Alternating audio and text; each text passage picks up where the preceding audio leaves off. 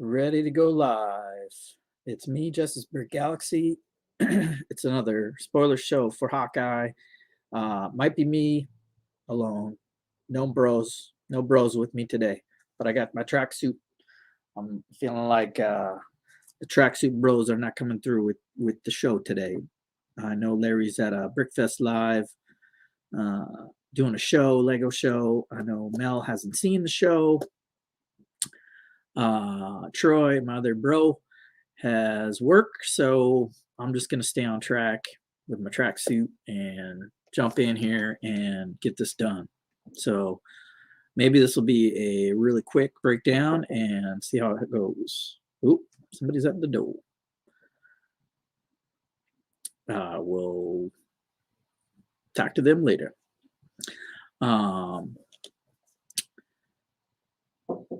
Hold on. Wow.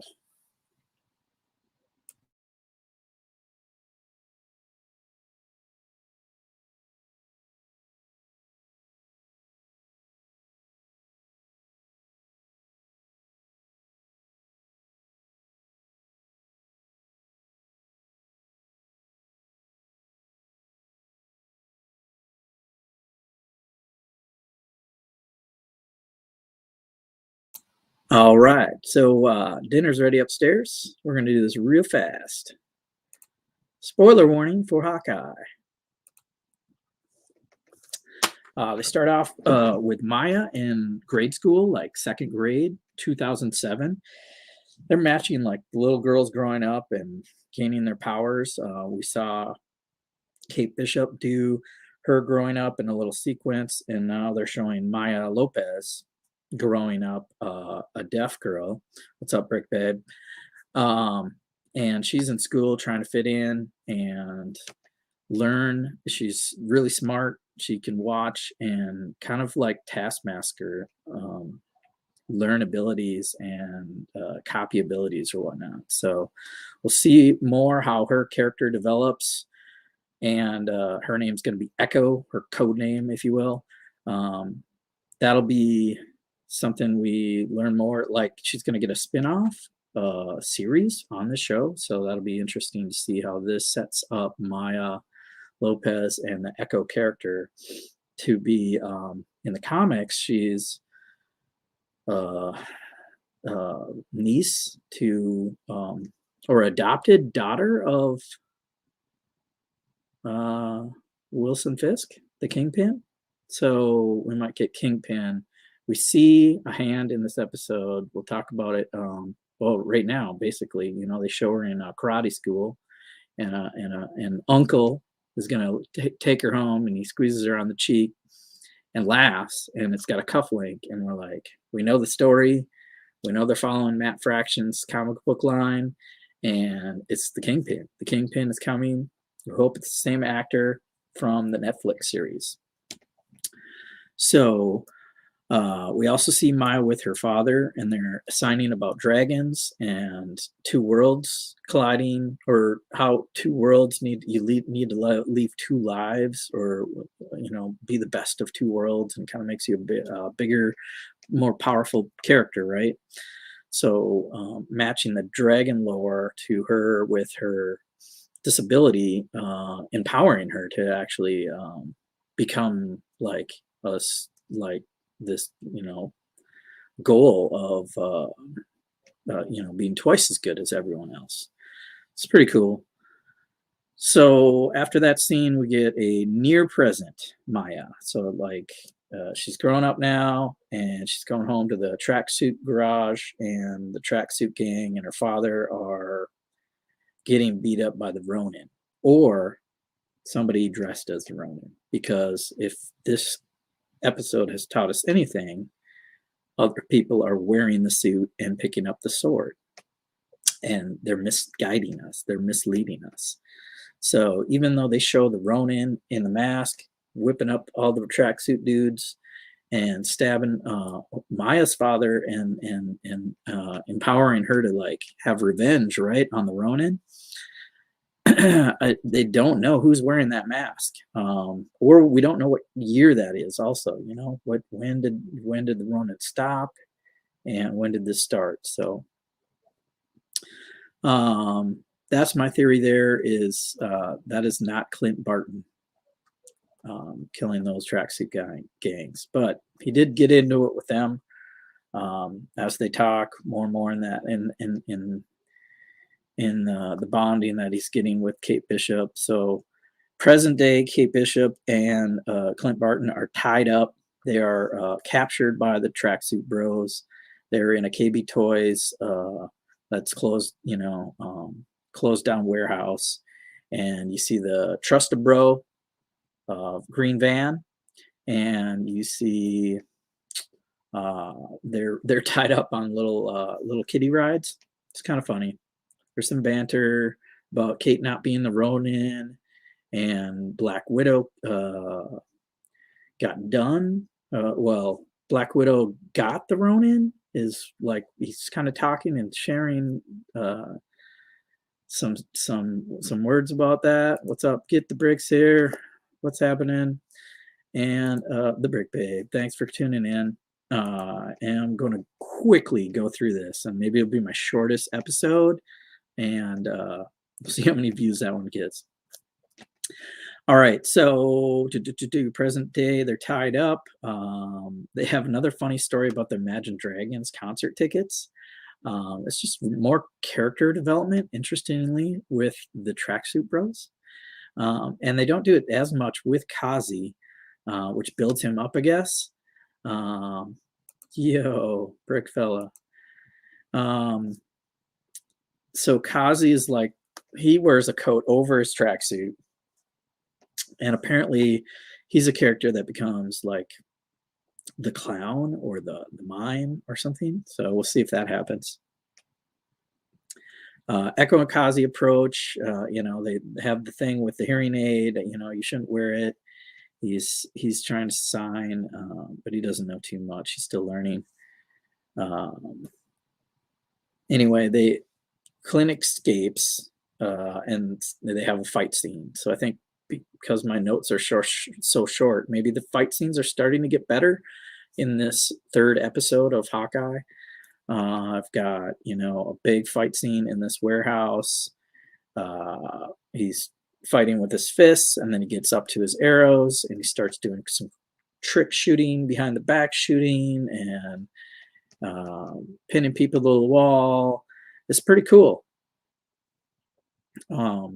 He nicks Kazi, and the arrow frees Kate Bishop from her restraints, and they both fight it out and escape out the building. They pass up the Challenger. I don't know why, but they have a little gag with the I don't want to destroy a 72 Challenger, but whatever. So they go take a Chrysler, looks like a Lincoln Town Car or something. They hotwire that, and the Christmas music starts with a cassette tape playing in the thing. So this is definitely a Christmas oriented series. It started right after Thanksgiving or that week, and we're in episode 3, and now 3 more episodes, I believe, leading right up to Christmas. So we'll hope Hawkeye comes home for Christmas.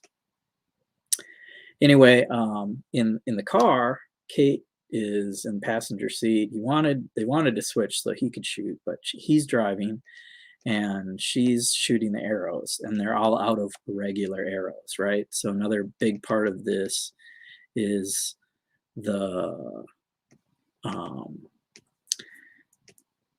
trick arrows in the action scenes. Yeah, Brick fella, you got a good trending wordplay with Imagine Dragons. The dragon story is the two worlds. There's more going on there too, right? So when they put that much effort into something's going to pay off. So maybe we'll see a dragon. Who knows? That'd be pretty cool. All right, so trick arrows. We see a Play-Doh arrow. It's kind of like jelly purple ooze, just hits the windshield of a car and kind of prevents them from seeing. There's an explosion They just boom, blow up that green truck. It's done. She's like, you have more dangerous arrows than that? That was a pretty good one. There's another one where they're going through the Christmas tree patch, and it's like an arrow that spreads out a bunch of grappling hooks and kind of nets all the trees into the bad guys and stops them or slows them down anyway as they're racing through town. They're racing across a bridge now and stop. And Clint tells her to shoot an arrow up in the air, and he takes a Pym arrow. Spoilers, has a Pym arrow, which is, you know, Ant-Man. And let's see here. I gotta turn the volume off. Trick arrows. So we'll do one scene here because this is pretty cool, right? She's shooting up, and he's got the Pym, Hank Pym particles. It's gonna make the arrow bigger, like huge, and stop the bad guys. So I can maybe let that play. Boom, boom, and they change the scene. But you get the picture. This is a spoiler show, so hopefully you've seen the show already. If you haven't, hopefully I'm giving you some information to go watch the show and have some fun with it. All right, so we got purple arrow, gas arrow, goes into another vehicle and stops that Challenger. They're chasing them in the Challenger. The Challenger gets destroyed anyway. And then they jump off the bridge, and they have a teamwork arrow moment where he does the grappling hook. They both hold on to the bow, swing under the bridge, onto a train, suction cup onto the train, and get away. Boom, and she gets it.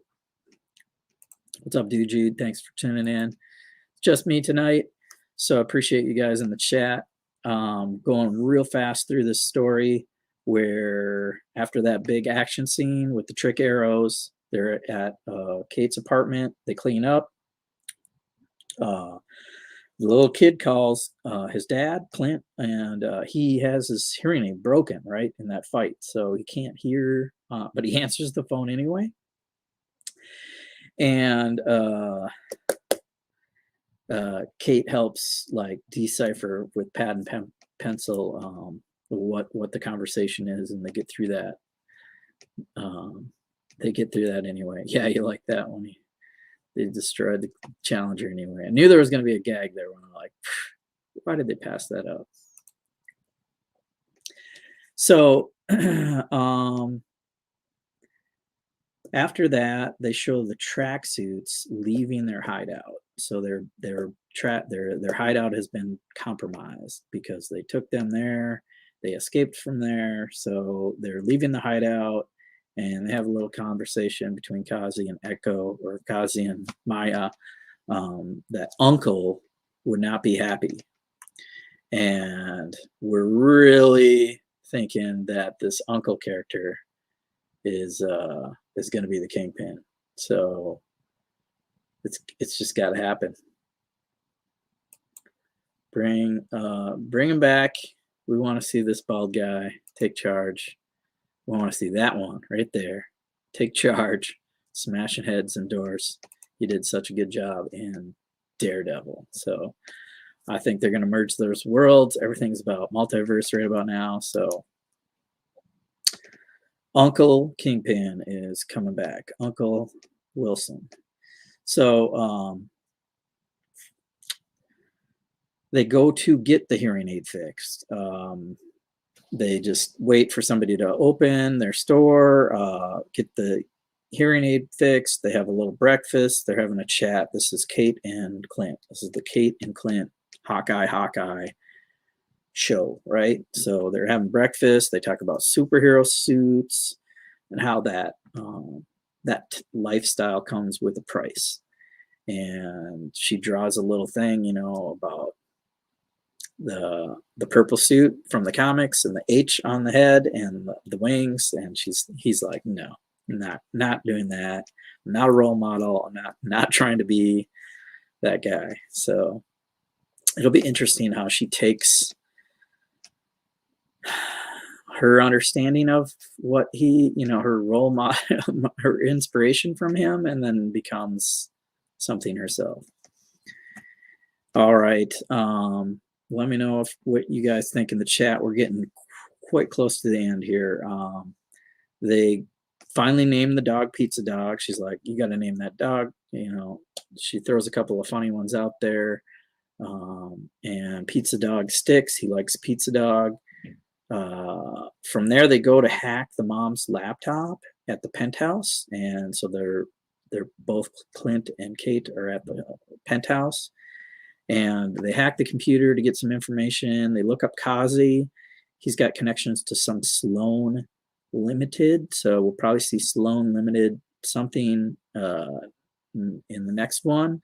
And there's a teaser, I think, or a trailer teaser kind of out for episode 4 where they show somebody with night vision goggles and a black mask, like ninja, black ops kind of style.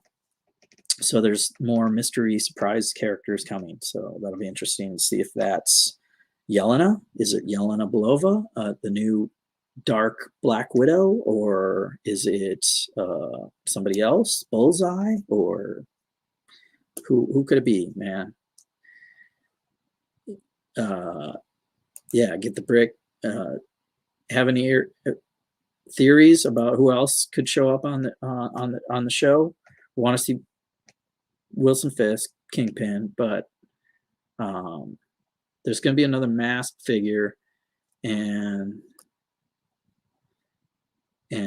yeah, I'm wearing the bros tracksuit. I had to bro up. I got the tracksuit on, and that was part of my decision to go to Target today and get the Lego. This is the Lego branded stuff, so it only says Lego like right down there at the bottom, but it looks cool, and I didn't have a matching thing, so plus it was that week, bro. So we got the tracksuit.